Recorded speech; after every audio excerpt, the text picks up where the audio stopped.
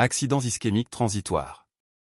Ces AIT sont des épisodes neurologiques soudains, de très courte durée, résultant d'une ischémie cérébrale ou rétinienne focale. Mais attention, leur caractère transitoire ne doit pas nous tromper. Ils sont des signes d'alerte majeurs, précurseurs potentiels d'un AVC définitif. Il est donc absolument crucial de les identifier et d'agir vite pour prévenir des conséquences plus graves. Retenez bien ça, chaque AIT est une urgence. Objectifs pédagogiques pour ce module sont clairs et essentiels.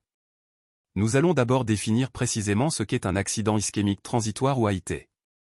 Ensuite, nous explorerons ses différentes formes artérielles et les critères clés pour le diagnostiquer. Il est crucial de savoir le distinguer d'autres pathologies. Enfin, et c'est primordial, vous considérerez l'AIT comme une véritable urgence, tant pour le diagnostic que pour la prise en charge thérapeutique. Soyez attentifs, chaque point est vital. Bonjour à tous. Notre plan est une feuille de route claire pour maîtriser le sujet. Nous allons d'abord établir la définition et son épidémiologie. Ensuite, nous plongerons dans le diagnostic, abordant le positif puis le différentiel, avant d'explorer les étiologies. Enfin, nous verrons comment prendre en charge efficacement cette problématique. Un parcours complet et essentiel vous attend. Suivez bien. Un accident ischémique transitoire, ou AIT, est un épisode bref de dysfonctionnement neurologique causé par une ischémie focale cérébrale ou rétinienne. Les symptômes cliniques durent typiquement moins d'une heure. L'élément absolument crucial à retenir est l'absence de preuve d'infarctus aigu, ce qui le distingue fondamentalement d'un AVC. Retenez bien son acronyme anglais, TIA, pour Transient Ischemic Attack. Épidémiologie 1. Retenez que sa prévalence est délicate à établir. Ces facteurs de risque sont cependant très similaires à ceux d'un infarctus cérébral ou d'un AVC. Les deux sexes sont concernés, avec une légère prédominance masculine. N'oubliez pas les facteurs non modifiables clés, l'âge avancé est majeur, et le sexe masculin est souvent un élément important. Facteurs de risque modifiables, des cibles cruciales. L'HTA, une réduction de 5 à 6 mm de mercure de la pression artérielle diastolique diminue de 42% le risque d'AVC. Le diabète multiplie le risque par 1,5 à 2. La sténose carotidienne, notamment l'épaississement intima média, augmente fortement le risque d'AIT et d'AVC, avec un RR de 3,5. La cardiopathie ischémique et la fibrillation auriculaire sont aussi des facteurs majeurs, le RR pouvant aller jusqu'à 5 pour la CRFA. À nous d'intervenir. Épidémiologie 3, mes amis. On analyse ici les facteurs clés. L'hypercholestérolémie et le tabac sont bien sûr des augmentations significatives du risque. Mais retenez aussi l'hyperhomocystéinémie et l'impact des contraceptifs oraux, où le risque persiste même avec les pilules faiblement dosées. Le fibrinogène, le ronflement, l'obésité avec un RR de 2, sont à surveiller. Et attention, la migraine avec aura multiplie le risque par 5. Des données cruciales pour notre compréhension et la prévention. Épidémiologie. Pour ces facteurs de risque, un régime riche en glucides, lipides et sodium, notamment via la tension artérielle, est déterminant. Les antécédents d'AVC sont aussi un signal clair. Retenez surtout que l'inflammation est un facteur de risque avéré de l'athérosclérose. Et n'oublions pas une piste émergente, des infections par Chlamydia pneumoniae, Helicobacter pylori où le CMV pourrait également jouer un rôle. Une vision complète et multifactorielle.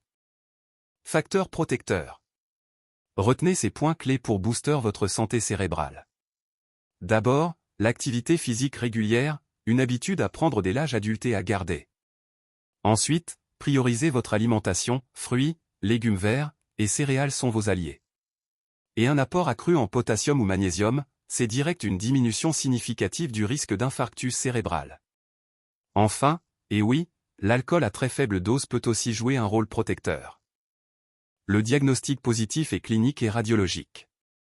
Cliniquement, l'interrogatoire est souvent l'outil majeur. Pour l'AIT, le diagnostic est rétrospectif et s'appuie fortement sur un interrogatoire détaillé du patient et de son entourage. N'oubliez pas que la sémiologie clinique sera variable en fonction de la topographie précise de l'ischémie cérébrale. C'est crucial pour la suite de la démarche. Symptômes d'AIT probables se manifestent par une installation rapide, souvent sous 2 minutes. Pour un AIT carotidien, nous recherchons des signes clés. Il s'agit d'une cécité monoculaire transitoire, d'une aphasie soudaine, ou de troubles moteurs et sensitifs unilatéraux, qu'ils touchent la face ou les membres. Identifier ces symptômes est essentiel pour un diagnostic et une prise en charge urgent. Diagnostic positif 3. Pour un diagnostic positif d'AIT vertébro-basilaire, concentrez-vous sur 2 groupes de symptômes très évocateurs. Premièrement, observez les troubles moteurs ou sensitifs bilatéraux, ou qui basculent d'un côté à l'autre, affectant fréquemment la face et les membres. Deuxièmement, l'atteinte visuelle est cruciale, recherchez une hémianopsie latérale homonyme, la HLH, ou une cécité corticale. Identifier ces signes rapidement est absolument vital pour le patient. Les symptômes dits d'AIT possibles sont compatibles avec un diagnostic d'AIT. Attention, s'ils sont isolés, explorez d'autres pistes diagnostiques en première intention. L'essentiel à retenir est que si ces symptômes s'associent, soit entre eux, soit avec d'autres symptômes déjà évoqués, que ce soit simultanément ou successivement, alors le diagnostic d'AIT devient fortement probable. C'est cette association qui fait toute la différence pour confirmer notre orientation. Pour le diagnostic positif d'un AIT, recherchons ces symptômes clés. D'abord, attention aux vertiges et pertes d'équilibre. Ensuite, des symptômes sensitifs unilatéraux, qu'ils touchent un membre ou une hémiface, sont très évocateurs. N'oubliez pas la diplopie, la dysarthrie et les troubles de la déglutition. Enfin, le drop attack, cette chute brutale sans perte de conscience, est également un signe important. Gardez ces points en tête pour un diagnostic rapide.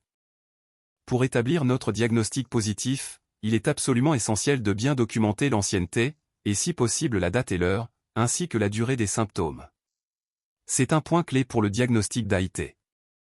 Un accident ischémique transitoire se caractérise par des symptômes de courte durée.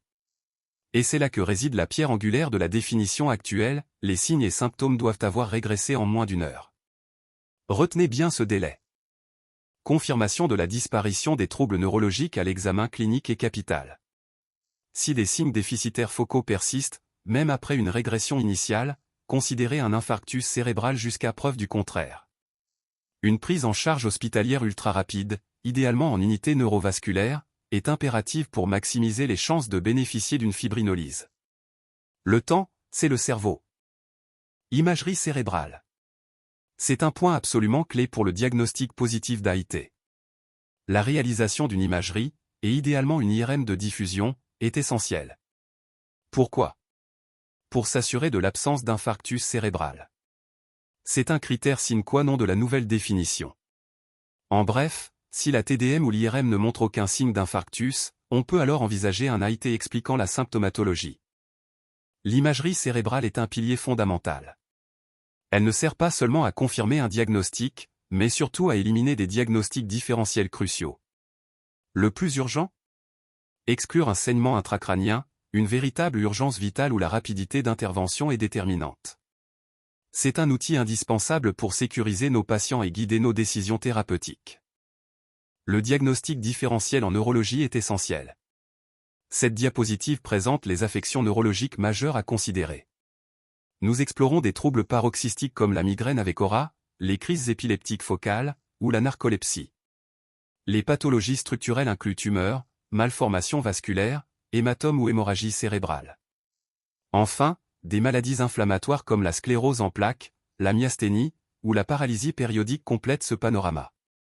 Chaque situation clinique exige une rigueur diagnostique. Affections non neurologiques, étudiants, cette diapositive est fondamentale. Elle répertorie des causes courantes de symptômes pouvant simuler une pathologie neurologique. Pensez toujours au-delà. Nous avons les troubles métaboliques comme l'hypoglycémie, les vertiges d'origine ORL, la syncope, l'hypotension orthostatique. N'oubliez pas le syndrome d'hyperventilation, l'hystérie ou les troubles psychosomatiques. Un examen attentif et un diagnostic différentiel rigoureux sont absolument essentiels pour ne pas se tromper. En cas de cécité monoculaire transitoire, les étiologies sont variées et potentiellement graves. On doit évoquer l'amorose liée à l'hypertension artérielle maligne, un glaucome aigu, ou une hypertension intracrânienne. N'oublions pas non plus la thrombose de la veine centrale de la rétine, la névrite optique rétrobulbaire et, bien sûr, le décollement de rétine, qui nécessitent tous une prise en charge rapide. Soyez vigilants. Bilan étiologique, essentiel pour comprendre la cause. Biologiquement, on cible l'inflammation vs, CRP, les déséquilibres métaboliques glycémie, lipides et l'hémostase TP, INR, le tout adapté au contexte. Pour le cœur, l'ECG, L'échocardiogramme et le Doppler des artères du cou sont incontournables, parfois avec un Holter ou une ETO. N'oublions pas l'imagerie cérébrale, comme l'angio-TDM ou l'ARM, pour une exploration complète. Étiologie. Nous identifions plusieurs pistes majeures. L'athérosclérose est fondamentale, tout comme la maladie des petits vaisseaux. Considérez les angiopathies non inflammatoires, notamment les dissections et dysplasies. Les cardiopathies emboligènes représentent une cause fréquente d'AVC. Sans oublier les étiologies hématologiques, allant des polyglobulies aux leucémies. Enfin, des facteurs externes comme certaines drogues, médicaments ou une hypotension sévère peuvent également déclencher ces événements. Une connaissance approfondie est essentielle. L'évaluation du risque d'infarctus cérébral après un AIT est primordiale. Nous allons utiliser des scores spécifiques pour prédire la survenue d'un AVC dans l'année qui suit. Les scores ABCD, ABCD2, et le plus récent, ABCD3, sont nos outils clés. Ils nous permettent de stratifier précisément ce risque et d'adapter au mieux la prise en charge pour une prévention efficace. Ces scores ABCD2 et ABCD3 sont des outils cruciaux pour évaluer rapidement le risque d'AVC après un AIT. l'ABCD2, basé sur des paramètres cliniques, va jusqu'à 7 points. l'ABCD3, plus complet, intègre l'imagerie et les AIT récurrents, portant le score maximal à 13.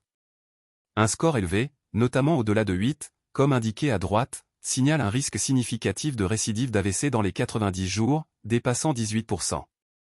Cette stratification permet d'orienter une prise en charge urgente et adaptée pour nos patients. La prise en charge des AIT est une urgence absolue. 10% des patients feront un AVC dans les 48 heures.